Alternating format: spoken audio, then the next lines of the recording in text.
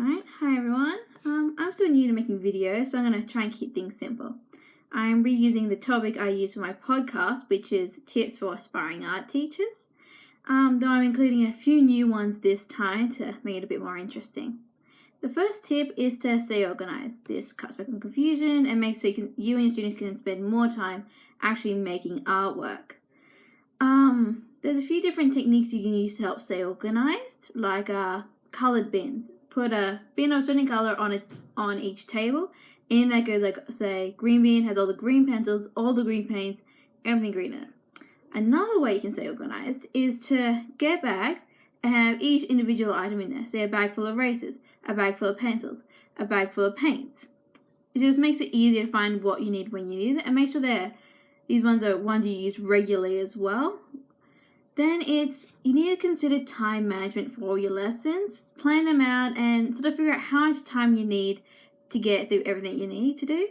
That way you don't have to worry about missing out on everything, and you can help keep your lesson more fun as well. You need to make sure you make every minute count. Third one, let your students be independent. This allows them to be more creative and just helps make the lesson more fun. It's also important because it gives them a chance to exercise all the skills they've learned, but also give them a chance to sort of explore and use new ones as well. It's important to sort of have that free time as well as keeping your lessons structured. Number 4 is one you've heard before, to ban the pencils and erasers. Now, using pencils isn't something you want to do too much. It inspires you to make small drawings which are overly detailed, and that makes it really hard to say if you want to add paint or cards or anything to it. It makes it really frustrating.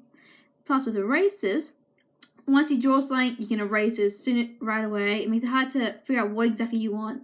It gives you too much chance to just erase things, and you just end up wasting all your time. You gotta learn to commit quicker. Then number 5 would be to mix your paint on your paper rather than just on your palette. This is important because if you were using a palette, you spend all your time trying to find all those perfect colors, not actually getting any work done. On your paper, you much more get it done and be quicker about it. It just keeps you moving more effectively.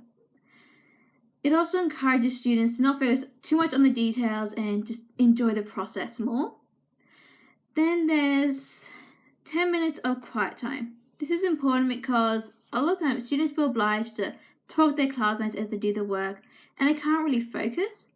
The 10 minutes quiet time also gives students a chance to reflect on what they've done, what feedback they have, and also just get invested in their work rather than the people around them. Number 7 is to learn how to draw well and to use your mistakes. If you can draw well, the teacher that is, you can use that to help give demonstrations to your students, and it helps keeps them invested.